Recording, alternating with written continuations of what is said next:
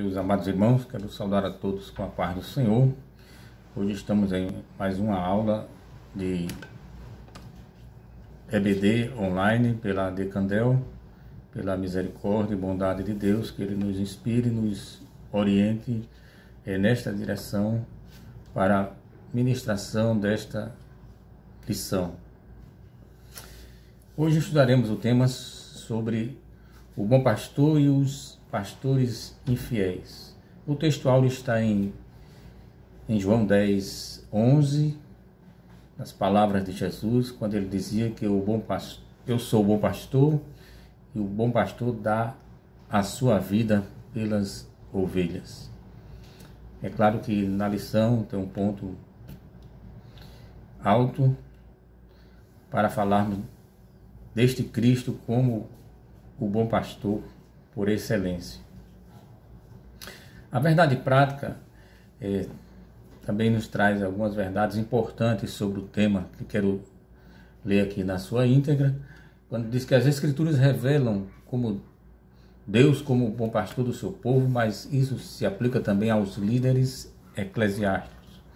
Deus dá pastores ao seu povo, como foi com Israel, como também a igreja, mas também remove os maus.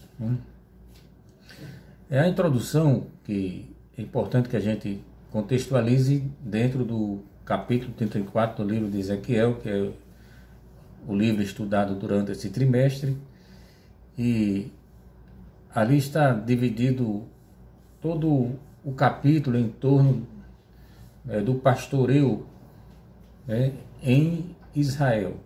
E ali a gente vê os pastores infiéis e as ovelhas, Deus como o futuro bom pastor para Israel, mais especificamente, o julgamento entre as próprias ovelhas e o Messias como o pastor vindo da parte de Deus, que isso vai só se cumprir na sua plenitude, no meu humilde entendimento, durante o milênio. Jesus veio e estabeleceu a igreja e instituiu o governo, os ministérios, o governo eclesiástico, e assim foi se organizando a igreja ao longo dos séculos. Então, baseado no capítulo 34 de Ezequiel, a gente, à época, ali estava em julgamento os reis Joaquim e Zedequias e seus assessores e oficiais. Por isso que a gente vai ver à luz da lição que estes pastores se dirigia ou se referia mais especificamente aos governantes de Israel, aos governo político, mas também se aplicava às autoridades espirituais daqueles dias. Importante mencionar aqui o vocábulo pastor, que é Ra'á, em hebraico, que tem o sentido de alguém que cuida do rebanho das ovelhas, alimentava e protegia o rebanho, e livrava de animais ferozes, quer dizer, era um verdadeiro protetor das ovelhas, assim encontramos nas Escrituras. E por isso que o próprio Deus, ele é encontrado nessa figura, nas palavras de Jacó, de Davi, de Asaf, que falavam, se dirigiam ao Deus como o seu pastor. E na verdade assim Deus agiu para com Israel, considerando a nação de Israel como o seu rebanho, em meio a toda aquela idolatria, a tantas coisas erradas em torno do culto, da adoração a Deus. Mas Israel era assim tratado com Deus, assim que uma vez que ele separou com este fim, com essa finalidade, para fazer um diferencial entre aquele que serve a Deus e ao que não serve a Deus. Então, por toda a Bíblia, a gente encontra essas metáforas do povo de Israel, mais especificamente, como suas ovelhas. E lembrando ainda que a figura da ovelha, que é um animal dócil, muitas vezes indefeso, um símbolo de sacrifício, mas ao mesmo tempo tem também a ovelha esse aspecto de medroso, ou que se dispersa com facilidade. Daí a necessidade de se ter um pastoril, ou um pastoreio sobre as ovelhas. De modo que tanto Israel como a igreja, na Bíblia, eles são identificados como um rebanho, né? E assim, é importante também mencionar aqui que em um governo eclesiástico, né, é difícil distinguir a autoridade religiosa da autoridade civil. De certa forma se misturam. E a gente vê isso a exemplo do islamismo, né? Como o religioso influencia, né, a vida civil de um povo e do seu governo, se tem em mente ou se desenvolve naquela nação, naquele povo, naquela etnia, um governo teocrático, como que tem ali o dedo de Deus, né? Às vezes nem tem, né? Ou às vezes não é como Deus quer que seja, né? Mas os homens criam as suas religiões, os seus princípios religiosos, né? E às vezes caem no fanatismo e uns matam em nome de Deus, outros perseguem em nome de Deus, né? E fica aquela exclusividade em torno da religião que o homem criou, não propriamente aquilo que Deus quer para o homem, né? Por isso que a gente tem que se reger, quando falamos de um governo teocrático, olhar o que Deus fala e como Ele quer conduzir o seu povo à luz das Escrituras, da sua palavra, da sua revelação. Não é simplesmente através de um congregado de ensino religioso. Não é propriamente isso, né? Às vezes eu vejo críticas, inclusive há dias atrás eu refutei, humildemente, claro, né, um artigo de um determinado escritor dentro de uma revista. Estava lá a opinião dele mostrando que o pior regime de governo era o governo teocrático, né? E não é bem isso que as Escrituras apresentam, né? Se o homem se submeter a Deus, se reger pela sua palavra, viver aquilo que ele propõe, que ele revela para o homem, esse é o ideal de Deus para o homem. E a gente não pode chegar ao ponto de levantar uma crítica de dizer que um governo teocrático é o pior dos governos, né? Mas o ponto 2 da lição, ela traz aqui sobre os pastores infiéis, né? A função primordial do pastor é alimentar, guiar, proteger as ovelhas. Já vimos isso, né? E Israel, dentro dessa metáfora, era o rebanho de Deus, né? Como também a figura do pastor era aquele que governa ou aquele que tem uma função espiritual dentro daquele contexto israelita, né? E o que nós vemos é que os líderes religiosos, principalmente naquela etapa final, né, dos dias que vivia Jeremias e Ezequiel, havia um descaminho, né, no governo de Israel e na própria vida religiosa, e eles não estavam cumprindo, né? Fugir às características de um verdadeiro guia de Deus para o povo. Assim eram os governantes daqueles dias, né? E há alguns pontos importantes dentro da lição, que é essa metáfora da gordura e da lã, né? Lá em Ezequiel 34, 3 e 4, né? Alguns discutem qual o verdadeiro significado, mas no aspecto prático não é difícil de compreender isso aí, né? Está muito evidente, né, que era o problema da falta de cuidado com as ovelhas na prática e havia crueldade e má conduta, né? Ou seja, havia domínio daquele que era o pastor, que deveria assistir, proteger e cuidar, e ele exercia domínio com violência, né? Quer dizer, havia uma má conduta administrativa e, digamos, de certa forma espiritual para com o rebanho, as ovelhas. E daí a crítica do profeta, né, que Deus o levantou, falando que acerca da questão da gordura e da lã das ovelhas, né? Havia uma clara omissão, né, dos governantes de Israel para com o cuidado com o povo, né? E aquilo foi trazendo consequências, né, sobre o povo, de sofrimento, de injustiça, de crueldades, né? E diz o texto lá em Ezequiel 34:4, que eles dominam sobre elas com força e tirania. Isso já estava proibido lá atrás na lei, lá em Levítico 25. A recomendação que Deus tinha dado através de Moisés é que não domine sobre eles com tirania, mas teme a Deus, né? É muito importante essa questão daquele que exerce a autoridade delegada, que considere aquele que está acima que ele delegou, né? Muito importante, fundamental isso, e isso evitaria muitas consequências drásticas, lamentáveis, que às vezes ocorrem até no meio da igreja do Senhor dos dias atuais, né? O estado das ovelhas era um estado deplorável, né? Elas se encontravam doentes, quebradas, desgarradas e perdidas. Quer dizer, era uma consequência do mau tratamento para com o rebanho naqueles dias, né? E se formos citar texto por texto, né, havia uma lista enorme de abominações praticadas pelos chefes do povo em Israel naqueles dias, né?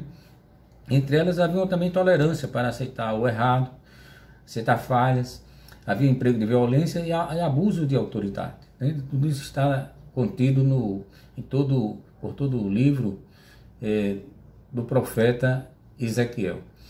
E o ponto 3 da lição é um ponto, de certa forma, culminante da lição, quando nos traz aqui Jesus o exemplo de pastor. E aqui nos cabe, dentro do contexto do Novo Testamento, lembrar o vocábulo grego, né, poime, que é usado no sentido natural. É do pastor que está à frente do rebanho, que assiste, que cuida do rebanho, né? Jesus também é citado, né, por todo o Novo Testamento, né, como o pastor de ovelhas, né? E mais tarde nós vemos, por revelação de Deus, Paulo escrevendo que Deus instituiu o ministério, né, da igreja em apóstolo, profeta, evangelista, pastores, doutores, embora esse termo profeta não é aplicável como era tal qual no Antigo Testamento. Hoje nós temos o dom de profecia exercido pelo profeta e deve ser julgado, e assim nós já tratamos em outras lições. Mas verdade é que Jesus é o modelo, Jesus é o exemplo maior por excelência para se exercer o pastoreio, né? E o textual da lição é contundente, né?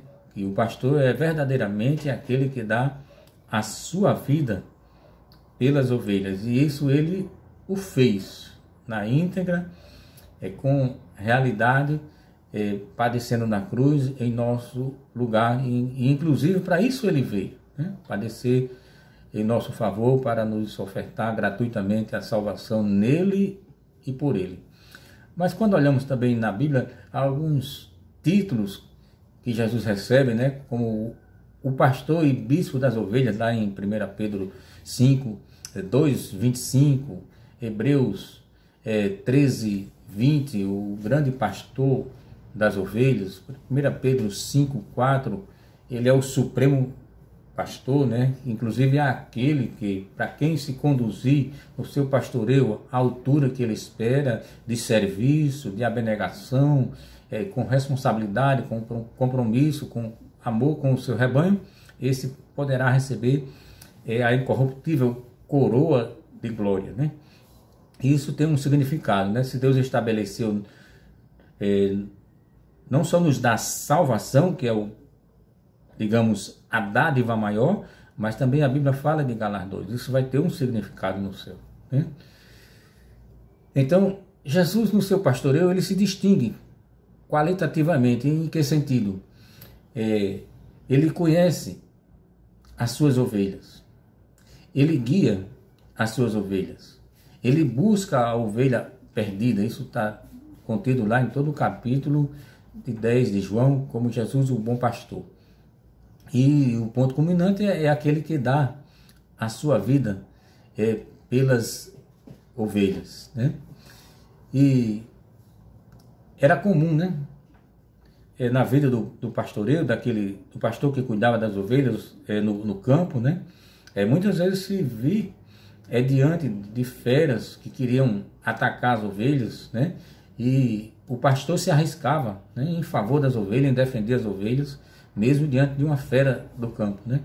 E isso se assemelha também à atividade pastoral, e que Jesus falou, né, lá que ele veio, né, para proteger as suas ovelhas do ladrão, lá em João 10:10, né, que vem para matar, roubar e destruir, que eu chamo isso a agenda do diabo. Ele não tem outra, ele não tem bem algum nele em um momento, em qualquer situação e circunstância, não se pode esperar nada de bem do maligno, o arqui-inimigo, digamos, do cristão e da igreja, do povo de Deus, né?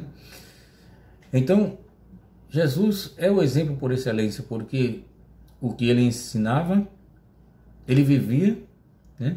O que ensinava e o que pregava, né?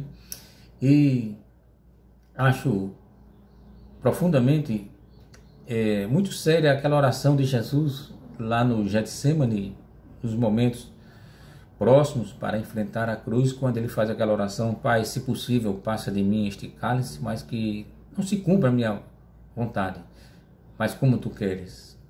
Ali Jesus dá uma ideia da dimensão do que ele sofreria na cruz, e que era o ponto também mais difícil de sua vida, porque estaria por alguns instantes, por alguns momentos, né, separado do Pai, distante do Pai, porque ali estaria sofrendo a condenação dos pecados sobre ele de toda a humanidade. E por um momento ele estaria efetivamente separado do Pai, e é isso que ele não queria. Ou se tivesse outro meio, outro caminho, ele não passaria por aquilo ali.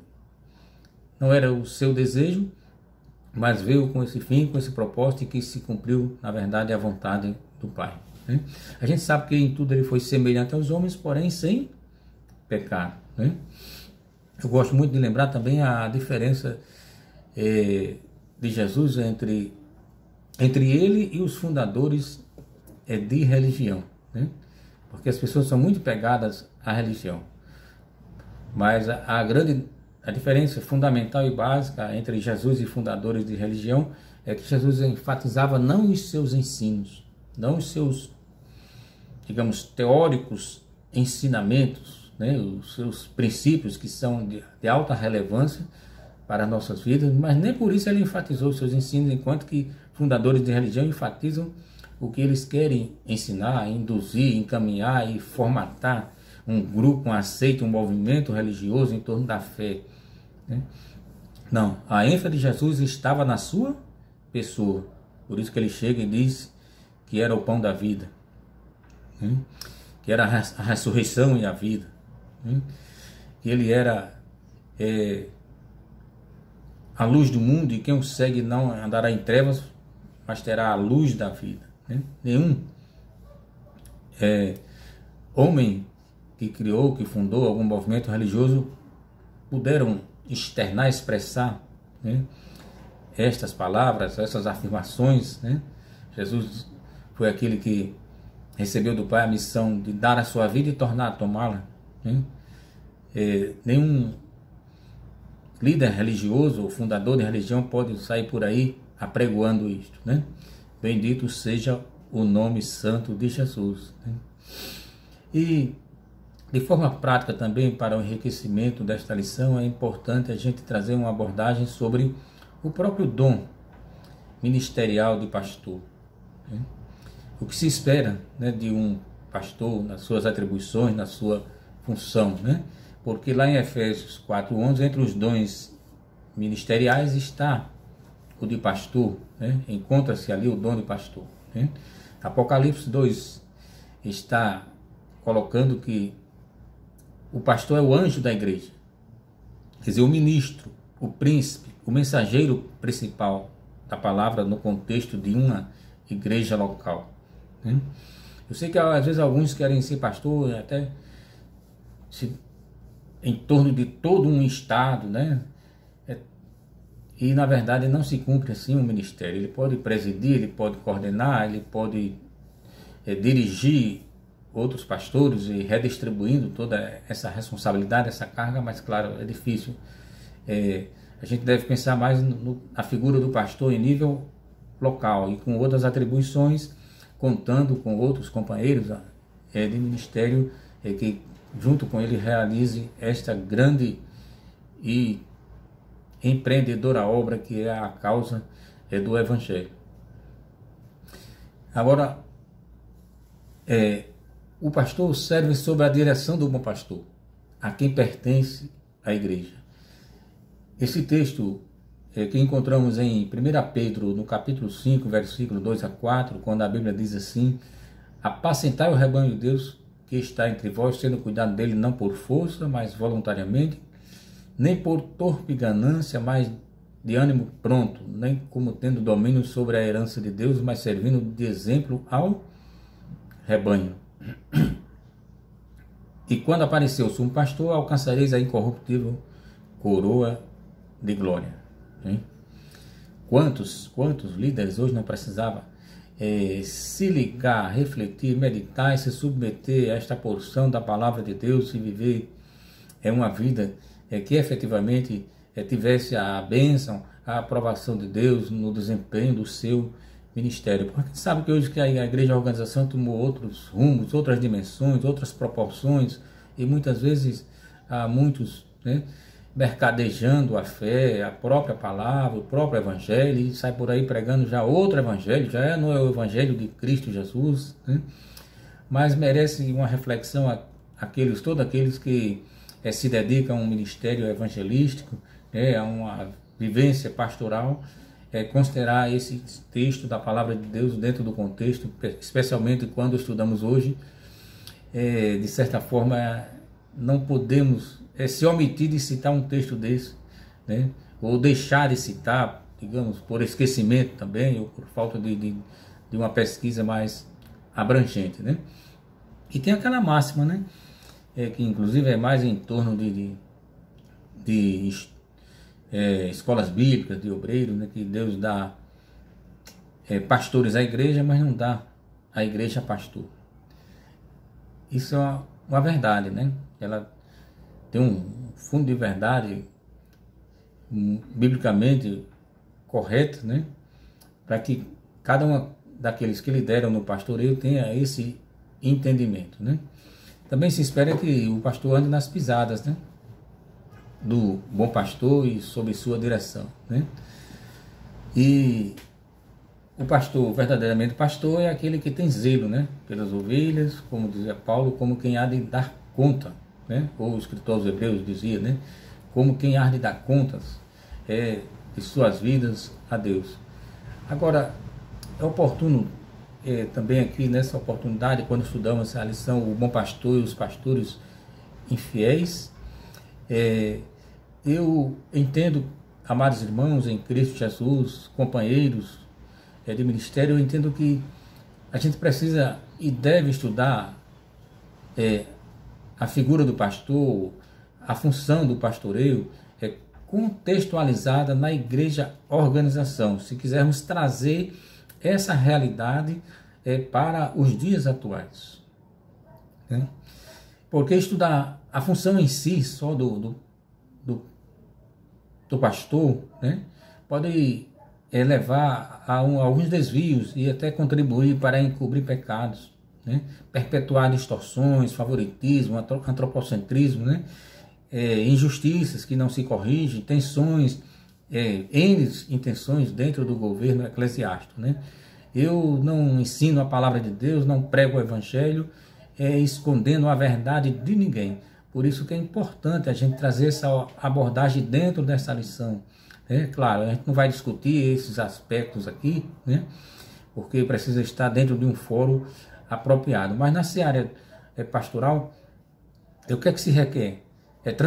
Transparência na gestão, alternância de poder, e eu entendo que o ministério eclesiástico no contexto das igrejas, da igreja dos dias atuais, ela não é um sacerdócio araônico como era no contexto da nação de Israel, como muitos assim querem praticar. Então, o ministério pastoral de hoje precisa ser tratado considerando os desafios dos tempos pós-modernos, de uma maneira mais abrangente. Em que sentido, irmão Samuel, você quer dizer isto? Levando em conta a dignidade humana do obreiro, critério de remuneração no campo de atuação, um plano de saúde, um prazo para jubilamento, a aposentadoria do obreiro. Isso requer uma previdência privada própria. E temas dessa natureza, claro, só debatidos e discutidos, deliberados, em um fórum apropriado. Assim a gente vai não simplesmente abordar uma lição do bom pastor e do pastor infiel, mas pensando na figura do pastor dentro da sua dignidade que se espera que viva um obreiro do Senhor, né? Porque também só dá pedrada daquele que se conduz erroneamente ou com mau testemunho ou de forma falsa, digamos assim, no seu pastoreio, também não é o suficiente para a gente abordar esses pontos, né? Então, meus amados e queridos irmãos, eu quero aqui trazer como conclusão deste estudo, dessa lição, dessa oportunidade, né? Nós vimos que em alguns aspectos o comportamento humano ele se compara ao das ovelhas, né? E Deus nos trata também como ovelhas, né? Do seu aprisco, né? Esse é um ponto conclusivo da lição. Sabemos também que somente pela graça de Deus, com muito amor, com muita abnegação e às vezes até com amor sacrificial, se consegue encarar o compromisso e a responsabilidade de um ministério pastoral. O meu desejo é que Deus conceda a liderança, a sabedoria e ousadia também para discutir o pastoreio contextualizado na organização eclesiástica, como eu dizia, dentro de um fórum apropriado. Ponto 3 de conclusão dessa ministração. E enfim, que oremos pelos pastores, né? Compreendemos suas lutas, né? Que são tão humanos quanto nós humanos. Um pastor jamais será um super-homem e não devemos considerar assim, né? Mas muito pelo contrário, porque devemos zelar pelos nossos pastores, até porque quem aprendeu amor e respeito às autoridades delegadas, quando olha para um pastor, e inclusive dentro do contexto local, de uma congregação, de uma igreja, de um campo, né? Primeiro deve olhar para o seu pastor como seu irmão em Cristo, né? Depois, em segundo plano, o seu pastor, aquele que tem exerce uma liderança espiritual sobre a sua pessoa como uma ovelha. Mas em primeiro plano, na comunhão, devemos prezar pela nossa filiação de irmão em Cristo Jesus. Então, que haja entre nós amor, respeito, obediência aos nossos pastores, aqueles guias espirituais que nos servem de referência, de exemplo, né? E infelizmente, se não nos servir de referência, claro, não se vai dar atenção a tudo que se diz. Vamos conferir pela palavra, e assim é que nos ensina a palavra do Senhor. Mas que o Senhor nos ajude, né? Que olhemos para Jesus como bom pastor e amemos e zelemos pelas nossas lideranças, aqueles que exercem o ministério com muita alegria, abnegação e seriedade. Que Deus nos abençoe.